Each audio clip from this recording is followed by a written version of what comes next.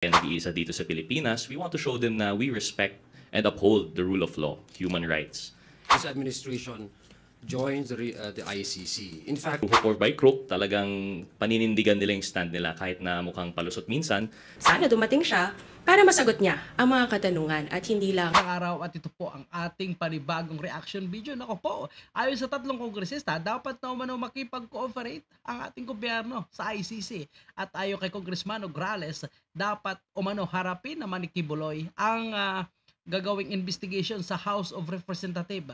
At mas mabuti pa umanong arestuhin itong si Pastor Kibuloy kapag hindi sumipot sa gaganaping pagdinig sa House of Representatives patungkol sa prangkisa ng Isiminay dahil gusto umano nila marinig ang talagang galing mismo kay Kibuloy ang patungkol sa pagmamay-ari nitong Isiminay. At kung si Nograles pa ang nagsasalita, itong legal counsel umano ng Isiminay at ang ilang opisyal ay tinatawag niya na puro palusot lang ang mga nirarason. Nako po mga kababayan po natin, bakit nga ba gigil na gigil ito sila kay Pangulong Digong patungkol sa issue ng ICC at dito kay Pastor Apollo Kibuloy. Alam naman po natin mga kababayan na ang kanilang agenda ay malinaw na proteksyonan itong si House Speaker at tirahin itong mga nagsasalita laban kay House Speaker Martin Romualdez. Ang nakikita po natin, itong si Congressman Gutierrez ay mukhang masyadong nagpapabida ito para mapansin ni House Speaker Martin Romualdez. Nakita po natin, Isiminay, isa siya nag-file ng resolution para i-revoke itong prangkisa ng Isiminay kasama nga itong sila Nograles. At kung mapapansin po natin mga kababayan, itong si Gutierrez, ang kanilang mandato o parang kanilang nire-represent ay itong mga motorsiklo rider po natin.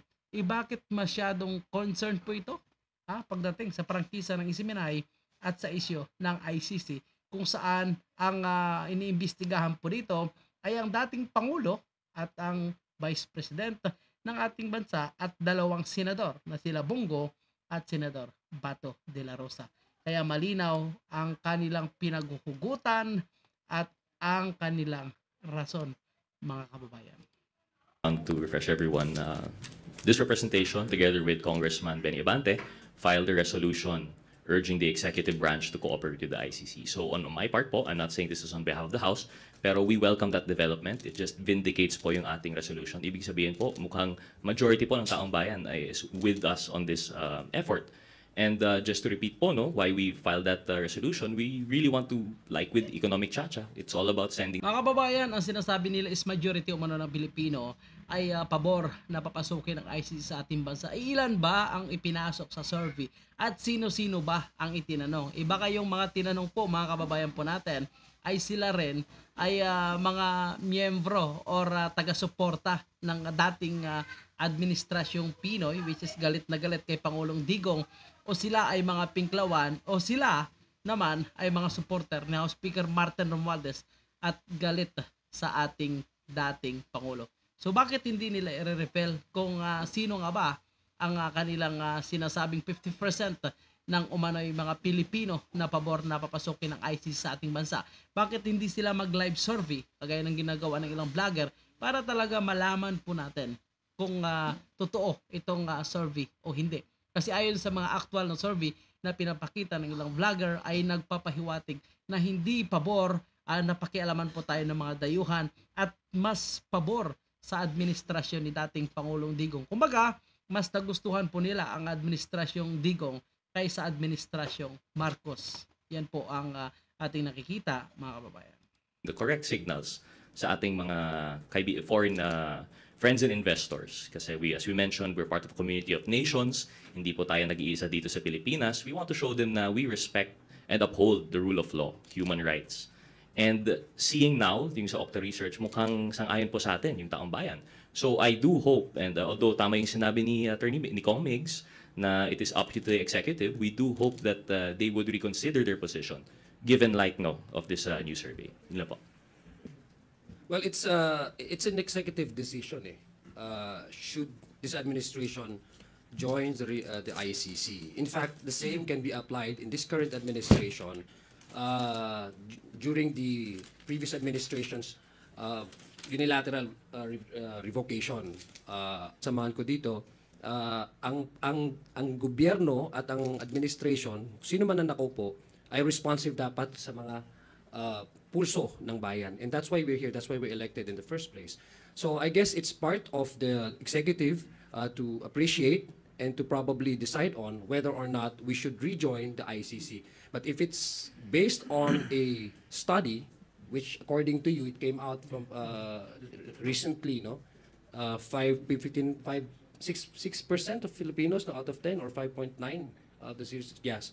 It's in the middle. So I think it should be the executive branch that would put a stop to the issue whether or not we would join or we will maintain our withdrawal from the ICC.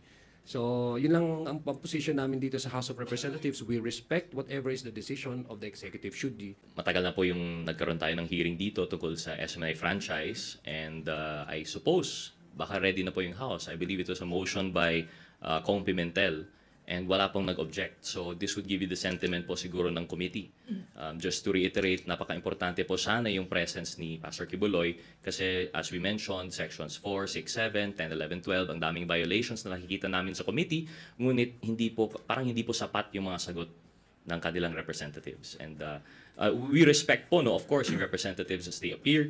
Naintindihan po na as a lawyer, naintindihan rin namin yung mga abogadong ng SMNI. Siyempre, through hook or by crook, talagang paninindigan nila yung stand nila kahit na mukhang palusot minsan. But as mambabatas po, as a lawmaker... So, grabe ang kanilang sinasabi, mga kababayan po natin. Para sa kanila, sila lang yung tama. At yung mga nirarason o yung mga sinasabing legal naman ng mga legal counsel, abogado nitong si Minay, sinasabi nilang palusot lang. So, grabe mga kababayan po natin. So, dito pa lang sa sinasabi nitong si Congressman Gutierrez ay maliwanag na talagang walang mapapala ang isiminay. So, nagiging one-sided na po kasi ang kanilang mission o parang kanilang pakay dito, kaya ginagawa itong pagdinig sa House of Representatives patungkol sa prangkisa ng isiminay kasi talagang gusto nilang i-revoke. So, ano man ang magiging rason o sinasabi niyang palusot ng taga-isiminay ay useless na ito. Kasi ang kanilang agenda ay ipa-revoke itong prangkisa ng isiminay. So, yan po yung aking nakikita. Base po mga kababayan po natin, sa kanyang mga sinasabi. Nakikita po namin na we demand answers po. So, sa tingin po namin, importante po talaga na nandun po si Pastor Kibuloy. And that's why, siguro po, yun yung sentimento ni Congressman Pimentel by making that motion po for the subpoena, and we are happy, at least ako personally, this representation na yung leadership has backed it up, no? Nagkaroon na ngayon ng subpoena. So, if next hearing, absent po ulit siya, I would say, I think, ready po yung committee to seek po, to cite in contempt and seek the subsequent arrest po, no?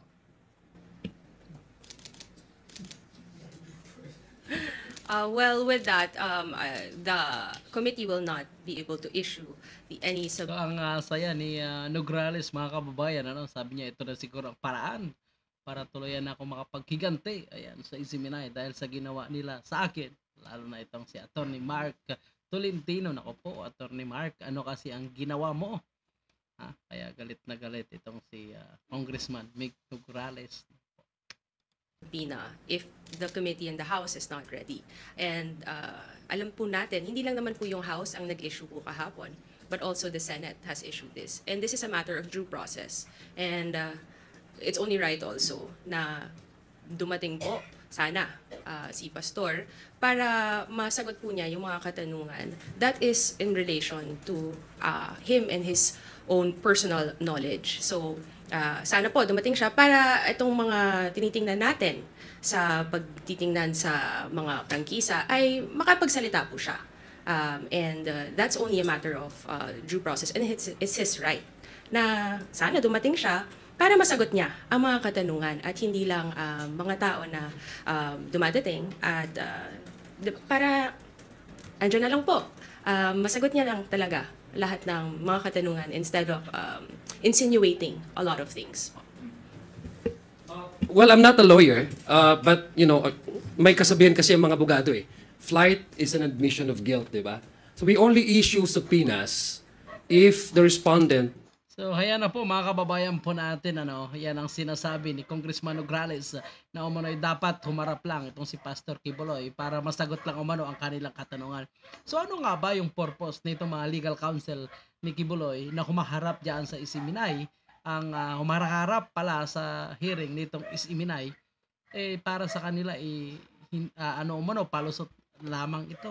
So, ibig sabihin mga kababayan po natin, talagang gusto nilang lumapit sa kanila si Kibuloy, mag-attend dito sa gaganaping house hearing para mapasagot sa kanilang katanungan. At syempre, para mapahiya itong kilalang leader nitong Kingdom of Jesus Christ, mga kababayan po natin. Anyway, titingnan po natin kung talagang mag-attend itong si Kibuloy, kasi nakikita po natin nagmamatigas din ito, at kung aarestuhin nila, paano nila ito maaaresto.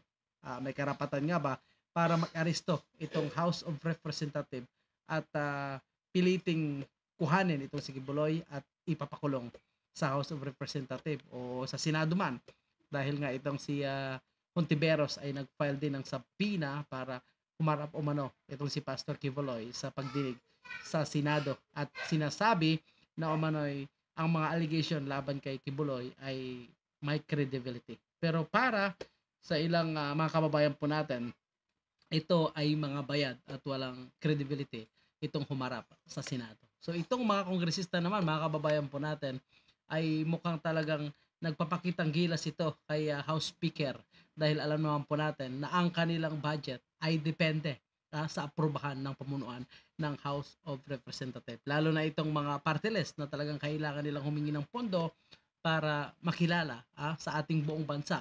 Dahil unlike sa ilang kongresista po, mga kababayan po natin, gaya itong si Adjong, I think si Adjong is Zamboanga ata ito. So, distrito niya lang, doon lang siya talaga kailangan makikilala. Doon lang siya dapat magpasikat para mananalo siya sa susunod na pagtakbo niyang eleksyon. Itong mga party list po, nationwide po yan, mga kababayan po natin, buong bansa. So, talagang maapektuhan sila kung hindi sila magkakaroon ng pondo at hindi sila magpakilala sa buong Pilipinas. So abangan po natin mga kababayan po natin ang mas mainit pa na issue, itong ICC at itong kay Pastor Kibuloy, kung paano nila gigipitin at anong paraan ang kanila pang gagawin para ipagpatuloy itong paninira or demolition na ginagawa sa mga Duterte. At yan muna yung ating update. Ano po ang inyong komento sa loobin patungkol sa issue ito? Ayan, mag-iwan na po dyan sa ating comment section.